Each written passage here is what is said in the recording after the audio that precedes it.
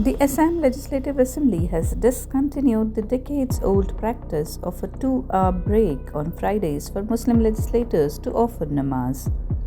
The decision taken by the Rules Committee in August last year was implemented for the first time during the ongoing budget session.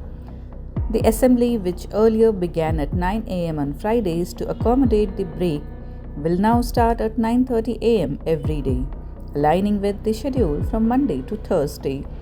The proposal to remove the break was based on the principle of uniform proceedings throughout the week and was passed unanimously by the committee, which is chaired by Speaker Biswajit Daimari.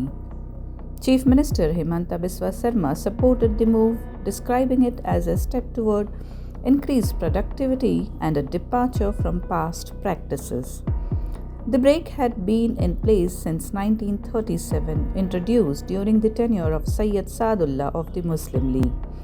The decision has drawn criticism from sections of the opposition. AIUDF legislators who opposed the move argued that it was implemented solely because of the ruling party's numerical strength. Some members of the Congress suggested making arrangements for prayers nearby to avoid disruptions.